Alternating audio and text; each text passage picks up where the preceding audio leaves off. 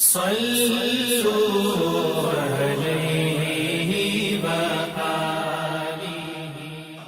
بخاری حدیث نمبر 491۔ عبداللہ بن عمر رضی اللہ تعالی عنہ نے بیان کیا کہ نبی صلی اللہ علیہ وسلم مقام ذی طویٰ میں قیام فرماتے اور رات یہیں گزارا کرتے تھے، اور صبح ہوتی تو نماز فجر یہیں پڑھتے۔ مکہ جاتے ہوئے یہاں نبی کریم صلی اللہ علیہ وسلم کے نماز پڑھنے کی جگہ ایک بڑے سے ٹیلے پر تھی، اس مسجد میں نہیں جو اب وہاں بنی ہوئی ہے، بلکہ اس سے نیچے ایک بڑا ٹیلہ تھا۔ صحیح بخاری حدیث نمبر 492۔ عبداللہ بن عمر رضی اللہ تعالی عنہ نے بیان کیا کہ نبی کریم صلی اللہ علیہ وسلم نے اس پہاڑ کے دونوں کونوں کا رخ کیا جو اس کے اور جبل طویل کے درمیان کعبے کی سمت ہیں۔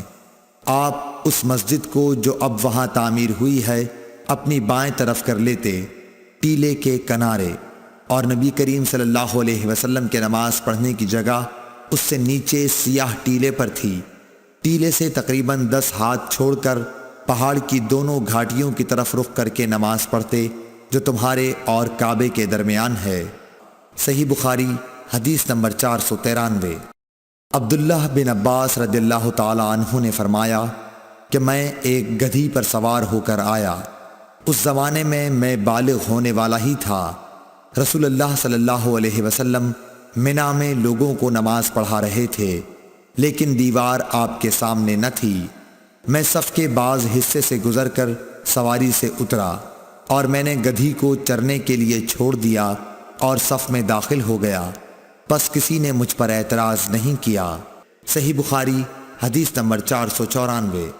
عبداللہ بن عمر رضی اللہ تعالی عنہ سے روایت ہے کہ رسول اللہ صلی اللہ علیہ وسلم جب عید کے دن مدینے سے باہر تشریف لے جاتے تو چھوٹے نیزے کو گاڑنے کا حکم دیتے۔ وہ جب آپ کے آگے گاڑ دیا جاتا تو آپ اس کی طرف رخ کر کے نماز پڑھتے اور لوگ آپ کے پیچھے کھڑے ہوتے۔ یہی آپ صلی اللہ علیہ وسلم سفر میں بھی کیا کرتے تھے۔ مسلمانوں کے خلفاء نے اسی وجہ سے برچھا ساتھ رکھنے کی عادت بنا لی ہے۔ صحیح بخاری حدیث نمبر 495۔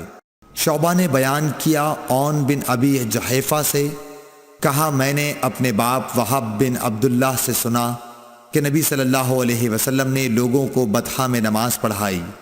آپ کے سامنے عنزہ ڈنڈا جس کے نیچے پھل لگا ہوا ہو گاڑ دیا گیا تھا۔ چونکہ آپ مسافر تھے اس لیے ظہر کی 2 رکعت اور عصر کی 2 رکعت ادا کی۔ آپ صلی اللہ علیہ وسلم کے سامنے سے عورتیں اور گدھے گزر رہے تھے۔ صحیح بخاری حدیث نمبر 496۔ سہل بن سعد نے بیان کیا کہ نبی کریم صلی اللہ علیہ وسلم کے سجدہ کرنے کی جگہ اور دیوار کے درمیان ایک بکری کے گزر سکنے کا فاصلہ رہتا تھا۔ صحیح بخاری حدیث نمبر 497۔ سلمہ بن عقور رضی اللہ تعالی عنہ نے فرمایا کہ مسجد کی دیوار اور ممبر کے درمیان بکری کے گزر سکنے کے فاصلے کے برابر جگہ تھی۔ صحیح بخاری حدیث نمبر 498۔ نافع نے عبداللہ بن عمر رضی اللہ تعالی عنہ کے واسطے سے خبر دی کہ نبی صلی اللہ علیہ وسلم کے لیے برچھا گاڑ دیا جاتا، آپ اس کی طرف نماز پڑھتے تھے۔ صحیح بخاری حدیث نمبر 499۔ عون بن ابی جحیفہ نے بیان کیا کہ میں نے اپنے باپ ابو جحیفہ وہب بن عبداللہ سے سنا، انہوں نے کہا کہ رسول کریم صلی اللہ علیہ وسلم دوپہر کے وقت باہر تشریف لائے، آپ کی خدمت میں وضو کا پانی پیش کیا گیا جس سے آپ نے وضو کیا، پھر ہمیں آپ نے ظہر کی نماز پڑھائی اور عصر کی۔ آپ کے سامنے عنزہ گاڑ دیا گیا تھا اور عورتیں اور گدھے پر سوار لوگ اس کے پیچھے سے گزر رہے تھے۔ صحیح بخاری حدیث نمبر 500۔ انس بن مالک رضی اللہ تعالیٰ عنہ سے روایت ہے کہ نبی کریم صلی اللہ علیہ وسلم جب رفع حاجت کے لیے نکلتے تو میں اور ایک اور لڑکا آپ کے پیچھے پیچھے جاتے، ہمارے ساتھ عکازہ ڈنڈا جس کے نیچے لوہے کا پھل لگا ہوا ہو یا چھڑی یا عنزہ ہوتا، اور ہمارے ساتھ ایک چھاگل بھی ہوتا تھا۔ جب حضرت صلی اللہ علیہ وسلم حاجت سے فارغ ہو جاتے تو ہم آپ کو وہ چھاگل دے دیتے تھے۔ Thanks for watching. Don't forget to like, comment, share and subscribe to